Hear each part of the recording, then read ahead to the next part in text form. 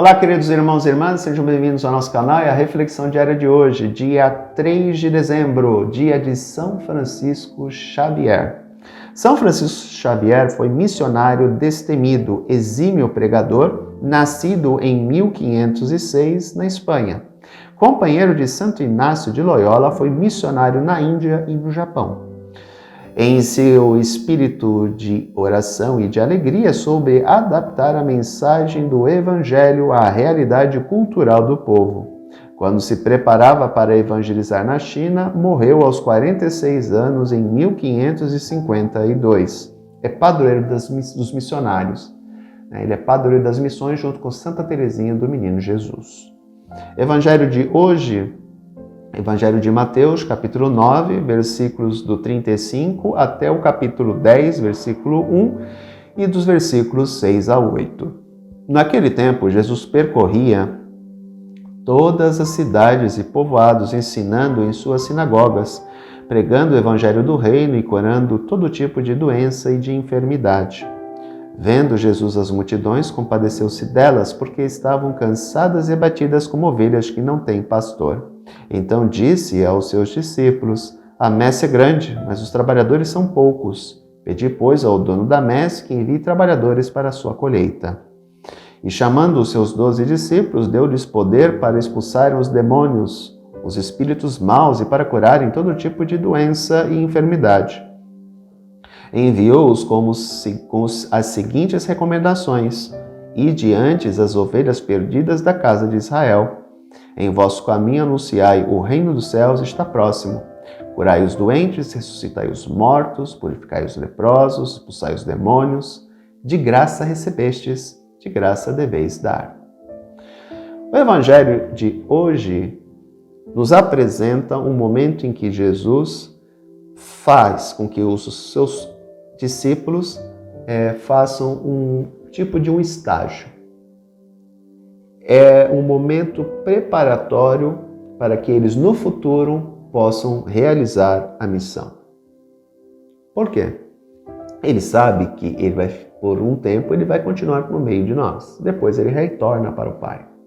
Então os discípulos é que ficarão encarregados de anunciar o reino dos céus e as palavras que ele diz, né? Então, ele já vai preparando aos poucos os discípulos para essa missão. E o trecho de hoje revela justamente isso, né? Ele chama os discípulos e os envia, né, para que eles possam começar o anúncio, para que a mensagem se propagasse. Chama a atenção um aspecto: ide primeiro as ovelhas da casa de Israel, perdidas da casa de Israel. Por quê? Porque a salvação vem dos judeus. Cristo se fez judeu. O povo judeu, o povo hebreu, é o povo da aliança. Então, a mensagem de conversão, de transformação, deveria ser primeiro ao povo hebreu, porque foi o povo escolhido. Isso não pode ser mudado. O povo hebreu é o povo da aliança, foi o povo escolhido por Deus, é o povo de Deus. Só que a maioria do povo hebreu não aceitou. Então, essa mensagem se volta para todos. Se o povo hebreu tivesse todo mundo aceitado, se as autoridades religiosas tivessem aceitado, hoje provavelmente nós não seríamos cristãos, seríamos judeus. A questão foi que eles não aceitaram. Então a salvação, que era focada para eles, se volta para todos. Aquilo que no primeiro momento era para você, se você se recusa, será dado aos outros. E assim se fez. Jesus utiliza isso numa parábola, né? A vinha foi tirada dos vinhateiros e dada a outros vinhateiros para produzirem frutos, né? Os primeiros vinhateiros eram um povo hebreu. E aí a vinha do Senhor foi tirada deles e foi dada a outros vinhateiros, né? A todos os povos. Então a salvação é para todos. Mas no primeiro momento era para o povo hebreu.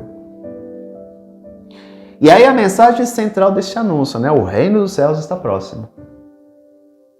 Lembremos que o reino dos céus começa aqui e se estende para a eternidade, né?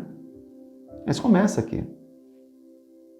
Onde 2 ou 3 estiverem reunidos em meu nome, eu estarei no meio deles. Onde ele está, está o reino dos céus. Portanto, o reino dos céus começa aqui, mas se estende por toda a eternidade. E ele passa, interessante, mais ou menos, né? Podemos dar essa interpretação. Assim como Moisés, Deus tirou um pouco do espírito de Moisés e deu aos 72 anciãos, no Monte Horebe, Cristo mais ou menos faz a mesma coisa. Porque ele diz o seguinte, ó, curai os doentes, ressuscitai os mortos, purificai os leprosos, expulsai os demônios. Olha, quem faz isso é ele. Um ser humano não faz isso. Mas eles estavam imbuídos do Espírito de Cristo. Porque eles agiam não em nome deles, agiam em nome de Cristo. Portanto, o Espírito de Jesus é como se uma porção do Espírito de Jesus saísse dele e fosse habitar nos discípulos. E aí eles começaram a realizar prodígios e sinais em nome de Cristo. E termino com a última frase, que é uma frase fantástica, uma das melhores frases que eu já li no Evangelho. De graça recebestes, de graça deveis dar. Portanto, é não cobrar nada para anunciar o Evangelho. É não cobrar nada para realizar a obra de Deus. Aquele que utiliza o Evangelho como veículo para ganho pessoal ou ganho financeiro é uma aberração aos olhos do Senhor. Eu vejo muitas vezes pessoas que estão à frente de comunidades, autoridades religiosas que se utilizam da fé das pessoas ou da mensagem do Evangelho para ganhar dinheiro, para ter vida boa. E irão pagar o preço disso. Porque de graça recebestes, de graça deveis dar. A nossa missão é anunciar o Evangelho e não viver às custas dele. Portanto, que nós tenhamos muito cuidado com isso. Não utilizar o anúncio do Evangelho para ganho pessoal, e aqui entenda-se ganho político, ser destacado, para depois arcar, conseguir angariar algo com isso. Né? Se projetar. Essa é a palavra correta, né? Eu me projeto, sou uma liderança de comunidade, então eu luto pelas causas sociais, me pautando no Evangelho, me projeto, daqui a pouco eu viro político. E ainda diz que é em nome de Jesus, né? Então tomar muito cuidado com isso. O projeto que tem que aparecer não é o meu projeto pessoal, é o projeto de Cristo, é o projeto do Evangelho. É a transformação da vida e dos corações. E a mesma coisa as lideranças religiosas, que se utilizam do Evangelho para ter vida boa, para ganhar dinheiro. Quem faz isso terá que arcar com as consequências das suas escolhas e das suas ações. Um grande abraço. Terminamos aqui essa semana, né? Retornamos na próxima semana. Então, novamente, um grande abraço, um bom final de semana e a gente retorna na próxima segunda-feira. Tchau.